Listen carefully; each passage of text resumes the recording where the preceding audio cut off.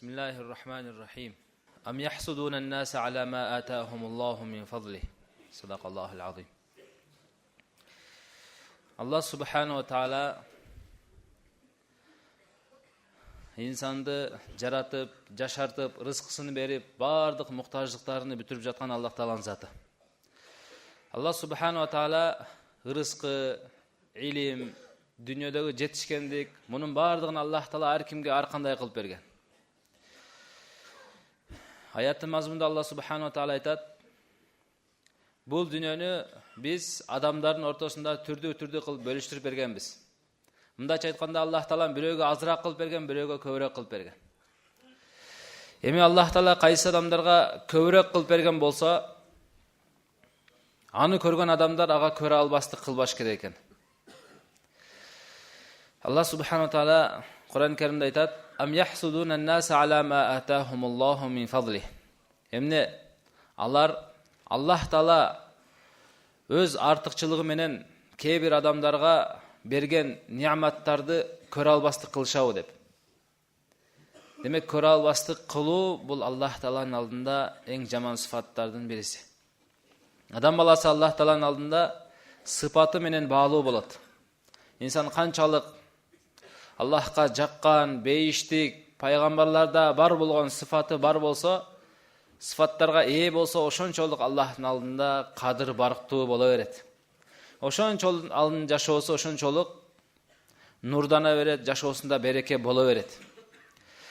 Анын тескерисинче кайсы sıfattар Аллах Таалага жакпаган sıfattар, тозокуу sıfattар, төмөндүк sıfattар кайсы адамда боло турган болсо, бул адамдан Аллах Таала наразы болот. Аллахтан бул адамдан алыс экендигинин белгиси. Ошол төмөн sıfattардын бириси бул көрө албастык. Көрө албастык деген эмне деген десе, хасад деген мааниси эмне деген десе, айятаманна завала ни'мати мин гайрихи. Башка бир адамдан бир жакшылыкты, ни'матты көрүп туруп, ошол адамдан жакшылык кетсе экен, ошол адамга бул жакшылык насип болбосо экен деп үмүт кылуу, арзуу кылуу, мына ошол көрө албастык дейт. Менде ошол жакшылык болсун, болбосун, айырмасы жок, бирок наргы адамда ошол жакшылык болбош керек дегендик бул көрө албастык болуп эсептелет.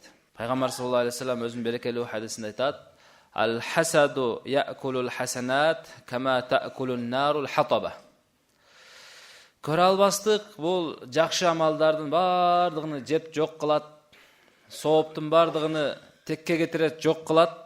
Кандай эле от, жалындаган отунду жеп түгөткөндөй дейт.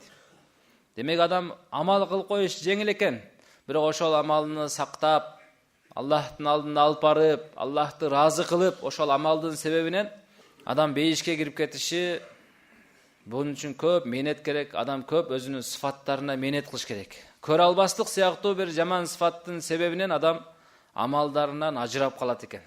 Кылган канча кыйынчылык, машакат, курбанчылык, нафсиге каршы кылган амалдары, ибадаттары жөн эле текке кетип калат экен. Ошон үчүн пайгамбарыбыз айтты: "Ла тахасаду", өз арада бири-бириңерге көрө албастык кылбагыла. Жер бетинде эң биринчи күнөө дагын карап көрө турган болсок, ошол көрө албастыктын себебинен пайда болгон. Адам алейхиссаламды иблис, шайтан көрө албастык кылды. Көрө албастык кылгандыгынын себебинен Аллах Тааланын өкүмүн аткарбай койду. Шайтан Адам алейхиссаламга сажда кылбай койду. Эмне кылганын, эмненин себебинен? Көрө албастыктын себебинен да. Ушул көрө албастыктын себебинен жер бетинде эң биринчи адам өлтүрүү дагы ушул көрө албастыктын себебинен болду да. Адам алейхиссаламдын баласы Кабил өзүнүн иниси Хабилди көрө албагандыктан улам өлтүрүп салды да. Хасаттан улам ушундай бир күнөө иш пайда болду. Андыктан мусулман адам кандай болуш керек? Мусулман адамдын, жакшы адамдын сыфаты, ал башка бирөөдө бир жакшылыкты көрсө, ийгиликти, жетишкендикти көрсө, ага ичтарлык кылбайт. Ага керек болсо берекеге дуа кылат. Аллах береке берсин, Аллах дагы өнүктүрсүн, дагы өстүрсүн деп туруп, мусулман адам дайыма жакшылык каалайт. Вала тaqata'u, өз арада бири-бириңер менен мамилени үзбөгүлө. Адам көрө албастык кыла турган болсо, наргы адам менен мамилени үзгөнгө даяр болуп калат да. тууган болсун, мейли бир тууган болсун, мейли кошуна болсун, кандай болсун дагы, дос болсо дагы аны менен мамиле үзүлөт эгерде көрө албастык кыла турган болсо. Вала табагаду, жана бири-бириңерди жек көрбөгүлө дейт. Ушул кемчиликтерден улам өз арада мусулмандардын ортосунда өз арада бири-бирибизге болгон жек көрүнүш пайда болот экен да. Жек көрөт экен адам. Бирөөдөгү ниаматты, жакшылыкты көрө албагандыктан улам.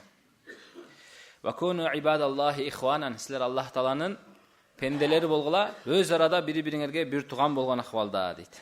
Демек, хасад, көрө албастык бул бардык уламалардын бир сөзү менен, бир добушу менен мындайча айтканда, көрө албастык бул харам. Чоң күнөөлөрдүн катарына кирет. Кек сактоо, бирөөнүн аркасынан гыйбат кылуу, бирөө жөнүндө жалган нерселерди токуп сүйлөө, аркасынан жала жабуу, мына ушул көрө албастыктын себебинен болот. Көрө албаган адам бул Аллах Таалага каршы чыккандык дейт да. Анткени Аллах Таала ар бир адамдын тагдырын жазып койгон өзүнчө. Эки адамдын тагдыры бири-бирине окшош болушу шарт эмес да. Бир адам бир ийгиликке жетти, экинчи адам да сөзсүз ошол ийгиликке жетсин деген шарт эмес. Андыктан башка бир адамга көрө албастык кылган адам бул тагдырга наразы болгон адам да. Тагдырга ыйманы алсыз адам башка бирөөгө көрө албастык кылат да. Көрө албастык кылган адамдын жүрөгү тынчыбайт экен да. Ал адам тамак жейт, жеген тамагага сиңбейт. Ал адам уктай туруп уктагандай болбойт, денеси эс албайт, дайыма кыжалачылыкта жүрө берет, өзүнүн ичини жеп жүрө берет. Неге андагы нерсе менде жок депчи. Көрө албастыктын эң бир дагы бир кесепеттерин дагы бириси адамдын жүрөгүнөн тынчтык алып салынат дейт да. Жүрөгүндө тынчтык болбойт дейт. Аллах Таала хадис кудсиде айткан: "Ал-хасиду адувун ли ни'мати" дейт. "Гайри радин ли qaда'i". Көрө албастык кылган адам бул менин ни'маттарыма душмандык кылган адам. Мен бирөөгө жакшылык берип койсом, ошону көрө албастык кылды, демек мен ага берген жакшылыгыма бул душмандык кылып атат дейт. Мага душмандык кылып атат. Жана мен чечип койгон тагдырга, берип койгон жазып койгон тагдырга ал ыраазы эмес дейт. Демек, көрө албастыктын себебинен бир канча оорулар пайда болот. Эң биринчиси ал-адавату вал-багдо. Өз арада бири-бири менен душмандык жана бири-бирини жек көрүү дагы пайда болот. Болбосо Адам алейхиссаламдын баласы, экөө тең бир атанын балдары көрө албастыктын себебинен бири-бирин жек көрдү дагы, чоңусу кичинесин өлтүрүп салганга да даяр болду. Душман болуп калды. Негизи инсандын душманы бул шайтан. Иннаху лакум адуввун мубин. Чындыгында шайтан силерге ачыктан ачык душман.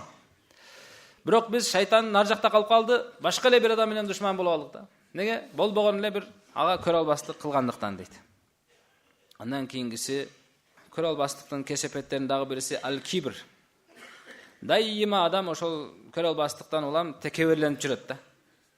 Бир адамга эмне кандай бир жакшылык берип калган болсо, ал кече эле бир жумушка орнот эле да. Бул болсо 20 жылдан бери иштеп жүрөт. Бирок Аллах Таала ишине жеңилдик берип туруп, ал адам көтөрүлүп кетти алдыгачы. Бул калып калды. Эми ошол кече эле келди эле. Эми бир адам көтөрүлүштүк үчүн сөзсүз 20 жыл иштеш шарт эмес экен. Алла бир адамды көтөрмөсө көтөрө берет экен. Ага эмне кылышын? Көрө албастык кылыштын эмне кереги бар дейт да. Ошентип анан текеберленет дейт. Кайсы адамдын жүрөгүндө бир кыпынчалык текебер бар болсо, текеберчилик бар болсо, ал адам бейиштин жытын жытабайт дейт да. Демек, бир күнөө башка бир күнөөгө түрткү болот экен да. Көрө албастык күнөө бул текеберчиликке түрткү болду. Кийингиси болсо ат-таажжуб вал муфажаату. Бир адамга эмне кылыштык? Таажжуб, таң калуу жана ошону күтүлбөгөн жерден бир адамга эмне кылып экен? Акыбал келип калат дейт да. Күтүлбөгөн жерден акыбал келип калат. Эгерде наркы адамга бир адамда көрө албастык сыфаты бар, ал ошол сыфаттан арыл элек, өзүнү тарбиялаган жок. Аллахтын тагдырына ишенген жок, Аллахтын тагдырына иман алсыз, натыйжада бир адам алкасынан келип туруп өсүп кеткен болсо, мына ошол учурда бул адамда күтүлбөгөн бир, анын башына күтүлбөгөн бир мусибат келет дагы, натыйжада кыйналып жүрө берет. Кийингиси болсо хауфу мин фаутил мақасид. Адам максатка жетпей каламын го деп коркуп жүрө берет, эгерде көрө албастык кыла турган болсо. Бул көбүнчө кайсыл жерде пайда болот? Көрө албастык көбүнчө бир пикирдеги, же бир багыттагы, же бир жерде жумушта иштеген, же бир өмүрдө, бир жаштагылардын ортосунда болот экен да.